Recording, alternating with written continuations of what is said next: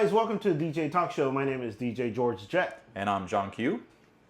And today we're going to talk about something that's on the minds of a lot of DJs, right? Yes. Especially guys in the South Florida DJ Association. We've talked to them about this topic, and I know it's near and dear to their heart, and it is to us as well, especially George, does a lot of mobile gigs. But we're going to talk about mobile and club situations, and that's DJ pricing. What should the standard be, if there should be a standard?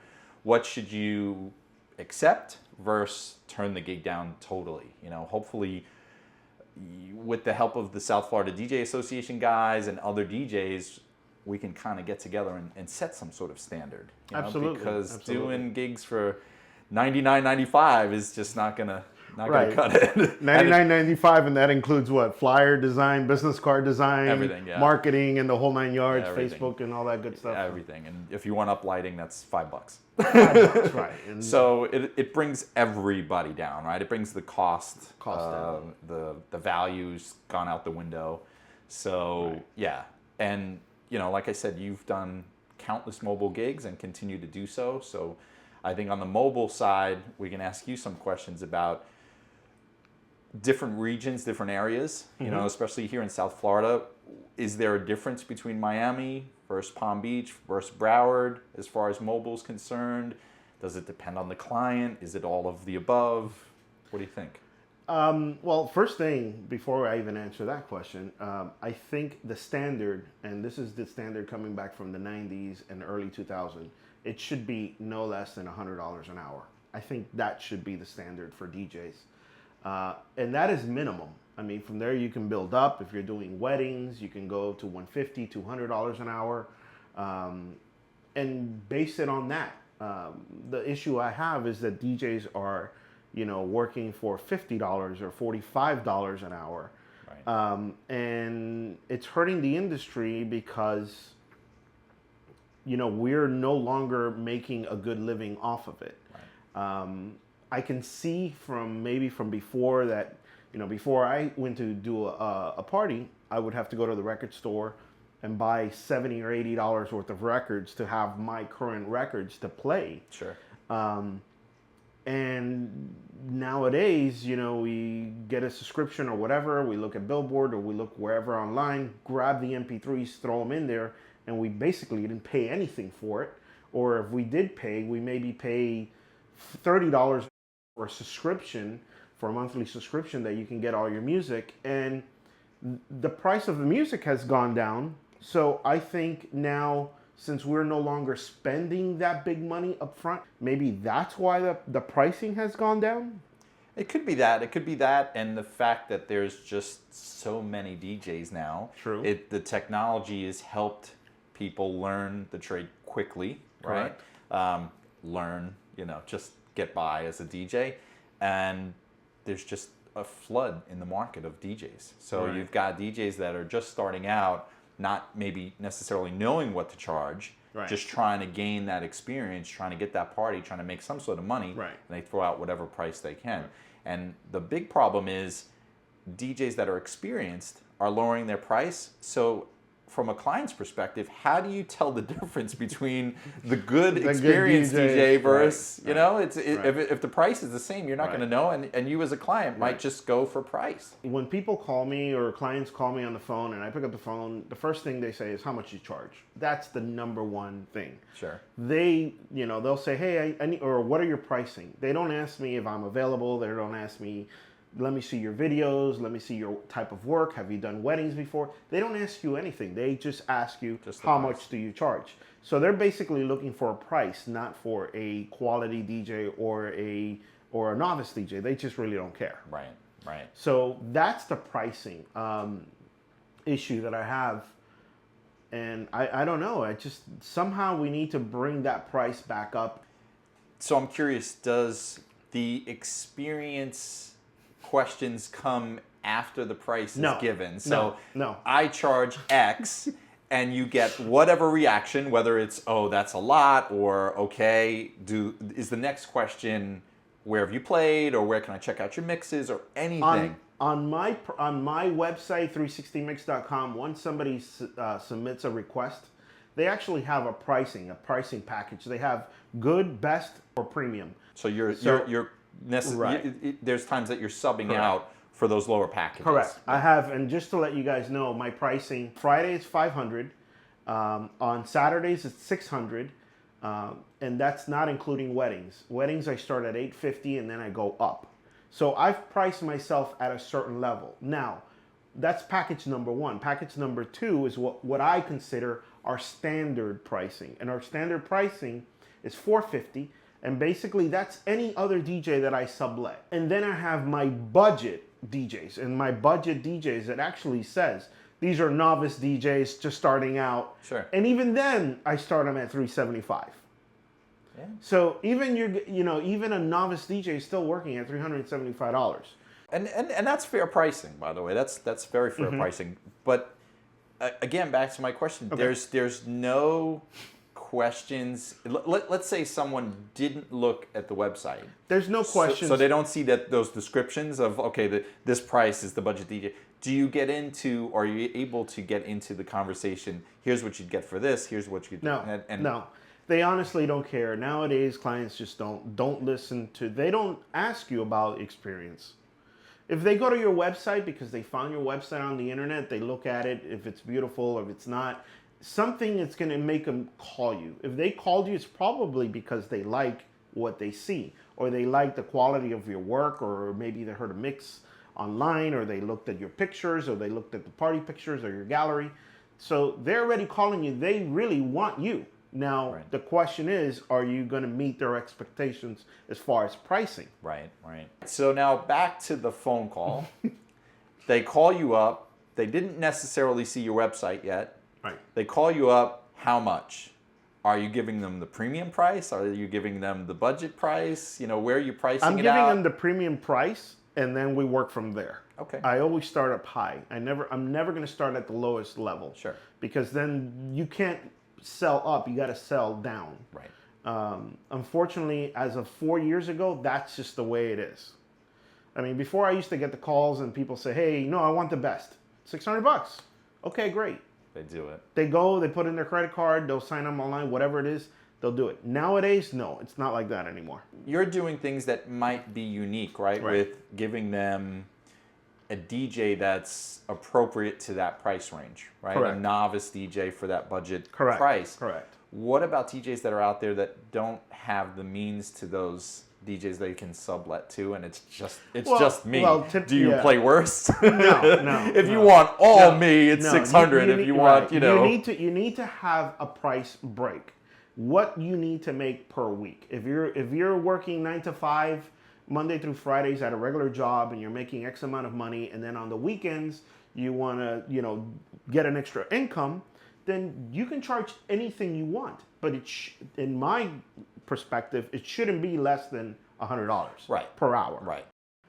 So what I normally do is people that don't hire me, I write down their contact info, when their party date is, and a couple of days later I would call them back just to see how the DJ they hired worked out. Most of the times, and almost I would say 100% of the times or 90% of the times, they're fine. The party went perfect. But that's a great idea. That's Right. That's smart to do that. Nobody had a problem, but if they did have a problem, I always say, "Hey, I know that you XYZ worked for you, but here's my information. Keep me in handy. Remember, I just called just to see how you were. It's part of the professional service that we provide, a follow-up call, even though you did not hire us." Right. And they actually like that. Yeah. I would think that is professional, so I would think you'd get a positive response from it. So, client calls you up. You give them those 3 options, or they see by your website there's those 3 options. Right. How do you differentiate yourself from that budget DJ without making the budget DJ option look bad? I always tell them, just go by your budget. All the DJs that we have are really solid DJs. And I always tell them, if you have not seen me perform at your event, don't hire me. Get the middle one or get the lower one. Go by the pricing. All the DJs are going to show up on time. They're all going to be guaranteed to show up. And I just say that they just have different levels of experience. Some are full-time DJs, some are part-time DJs.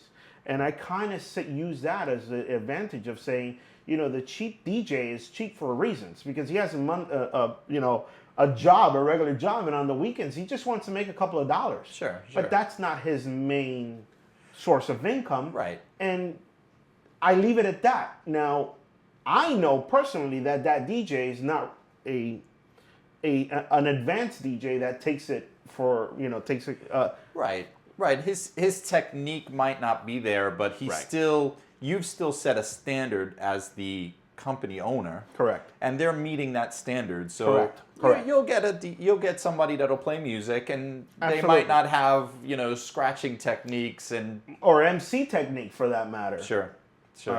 Which is a whole different topic. Yeah.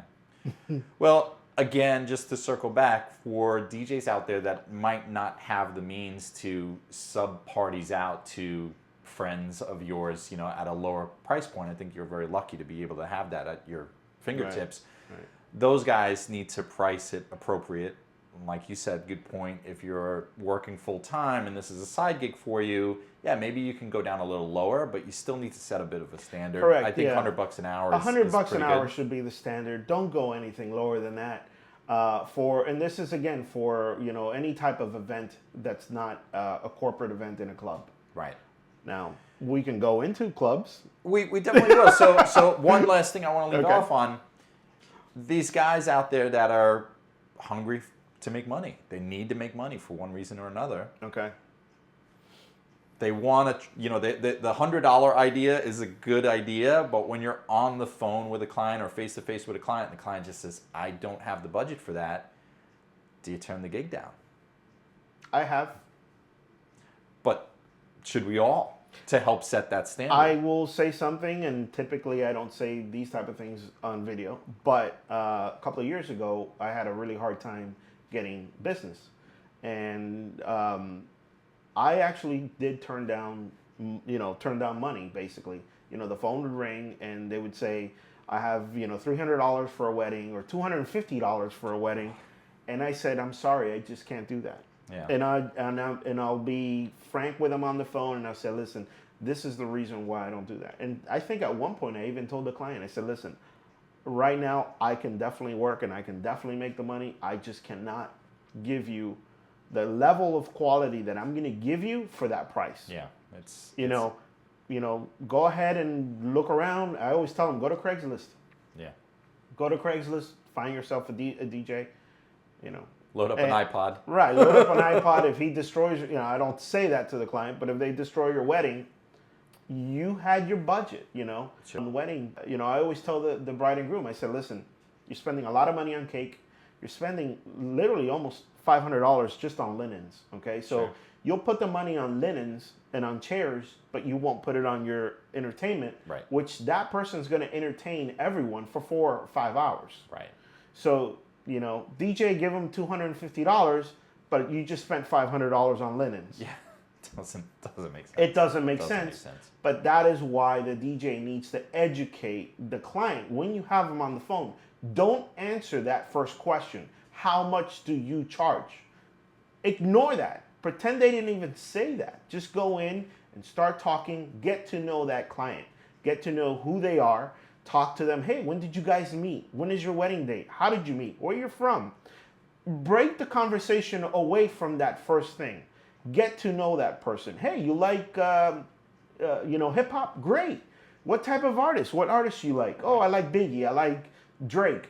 Great. Now you're getting to know that person, Right. And you don't have to directly answer that. Once you get a nice rapport with them, a nice, comfortable conversation, then you can go into that.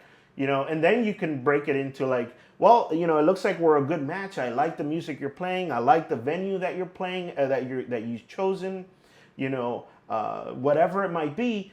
And I'm available. I'm happy to work with you. I want to do this wedding, and you still haven't given a price. And then at that point, you give them a price. Right. And you say, okay, well, if you really want to book it, I have this date available.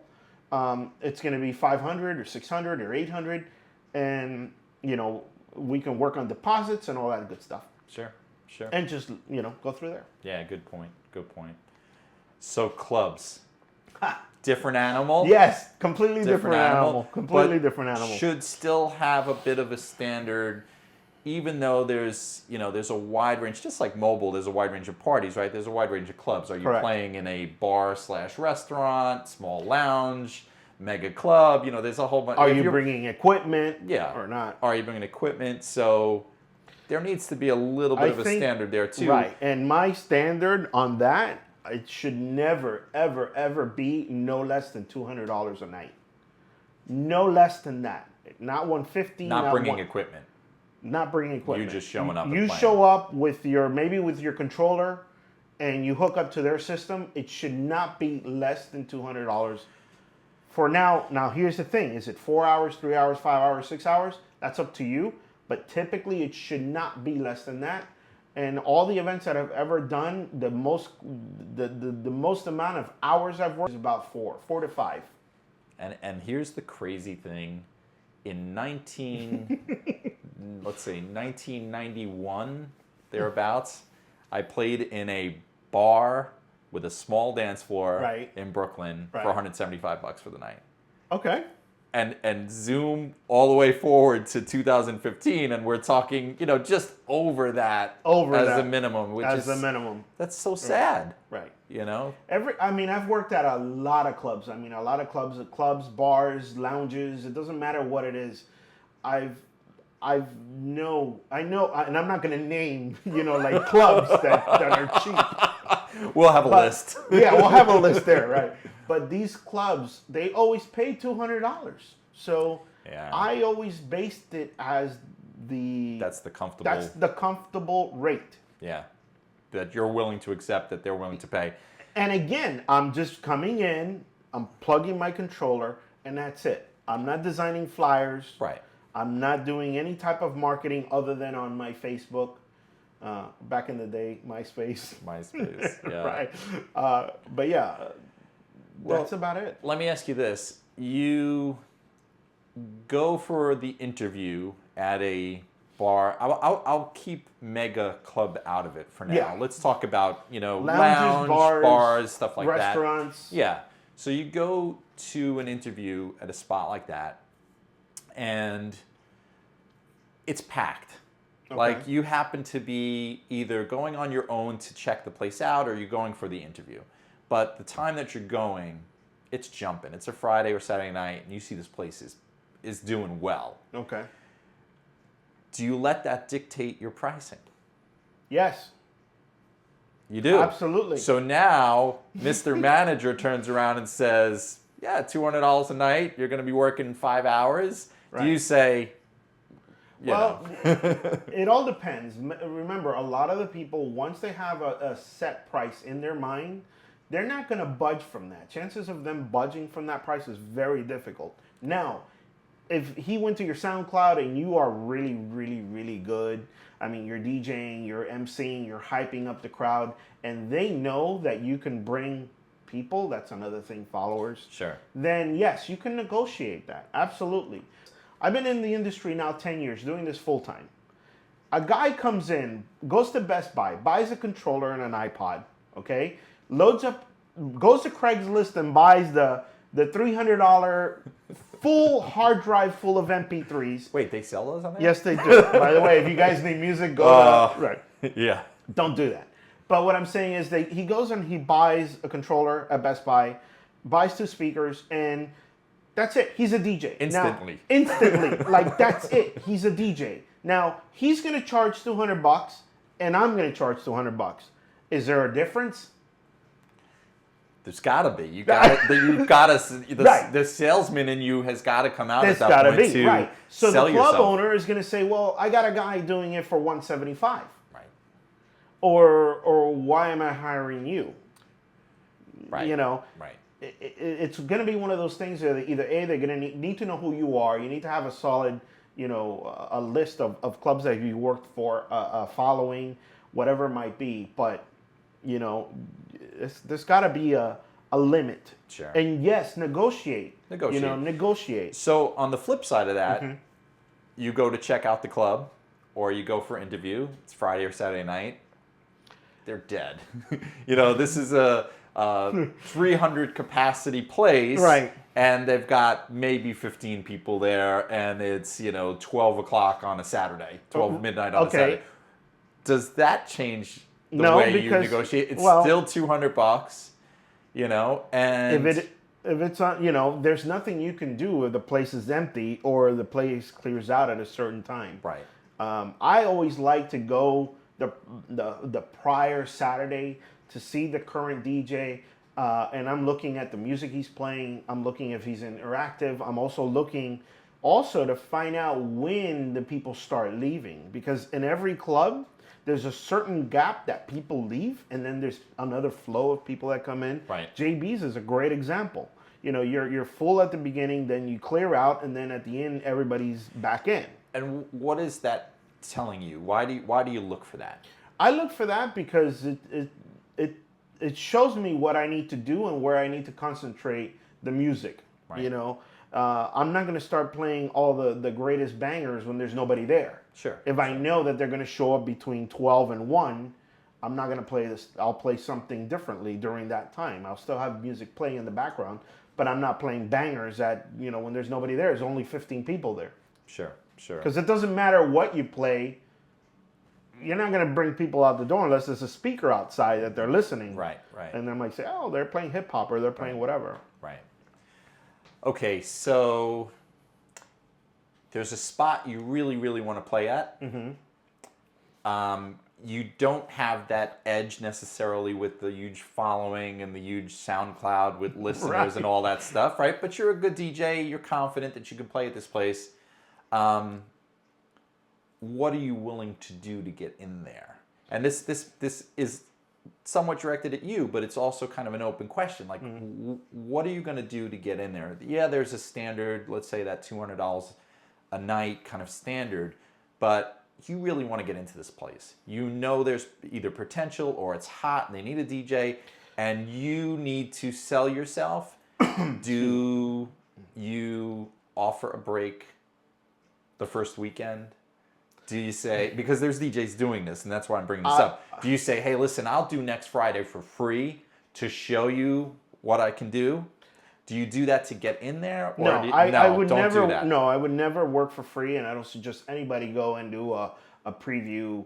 A club goes in and says, hey, yeah, come in Friday, work for free, and then we'll hire you for next week. No, don't do that. Don't do that. Actually, a couple of years ago, locations were doing that. Yes. They just kept on hiring DJs every Friday, and they had free DJs because everybody said, yeah, sure, I'll do it. Right. No, if it's a place I want to work at and it has potential, it's a very hard sell because they have a limited budget, and you have to tell them right up front. You're paying, let's say, $150 or $175. That's not sufficient for me to come here. But I'll make sure that I'm talking to the main manager or the main decision maker, if possible, the club owner, and explain to them why I want them to pay me more and how we can improve the location. Just as a story, there was a club that you and I know about. We're not going to mention the name at the moment. But the DJ that was working there for many, many, many years was getting, I think, $200 a night, which is okay. And when they contacted me to work there, they said, hey, we heard good things about you. We want you here. And they told me the price. And I'm like, well, you know what? $200 for a nightclub is not going to happen. Yeah, especially when you're spinning from 9 to 3, I think it was. Right, yeah, 9 to 3. And then this is a nightclub. This is not a bar. This is not a lounge. This is not a restaurant. It's a nightclub. So I said $300 to $350 is the rate that I can do. And that's to start out, and I told them that. Right. So we hung up, and a couple of months later, they finally opened the location. They finally called me back, and they say, hey, could you come in? I said, sure. That would be the only time that you'd kind of give them a bit of a break off of maybe your standard. Yeah, that would be the only time. Go in there. You really want to get in here. All right, I'll accept your standard. Here's my usual standard. Let me get in there at your rate. I'll show you what I can do. Next weekend, I want. I will only work one day at a reduced rate. That's it. Yeah. That's it. hopefully it's a good night and they see the potential and they see that I do MC as well. And I do crowd interactions. One of my things is I'll play either pre-mix mix in the middle of the night where I have 15 minutes or 20 minutes to go out in the crowd, and I'll go mingle with them. I'll get on the mic and find out whose birthday it is, anniversaries, whatever it might be there, and then find groups, groups of people that are hanging out. Hey, what are you here for? And I'll get on the mic and do it. And that's great. Believe it or not, that is an interactivity with. Am I saying that right? Interactivity with the crowd, and club owners like that. Yeah. They like that you did something different other than the guy, Sure. in the DJ booth just playing music. Right. So those are great tips for everybody to follow. So just to kind of sum things up, setting the standard. We need to set a standard as DJs. So you guys out there, keep in mind what George said. I think, and we'll base that loosely. Everybody's standard might be maybe a little bit higher, hopefully, but at a minimum, $100 an hour for mobile gigs. At a minimum, $200 for a small, bar, lounge kind of setting, depending on the hours. Of course, there's a little fluctuation here, but let's set the standard because it's not fair to other DJs. It's not fair to the clients who really can't tell one DJ from another, and they're just looking at your price. It's just, I'm not saying let's unionize, but we have to kind of stand behind Correct. a standard as DJs. So let us know what you think. We know that a lot of people, this is on a lot of people's minds. A lot of people are going to want to chime in. A couple of different ways you can. You can definitely comment in this video down below. Don't forget to give us a thumbs up, subscribe to the video, but also on our Facebook page. You can find us on Instagram, on Twitter, on Facebook, thedjtalkshow.com. George, you'll put the information below this video. But reach out to us, and we'll get back to you. Comment on this video. Let us know what you want to see on future episodes. That's part of the reason that George and I, did this show. We want to interact with you guys and hear what you think. Whether you disagree with us, agree with us, or not, put it down there. Let's get to talking about it. Perfect. All right. See you guys soon. See you next time.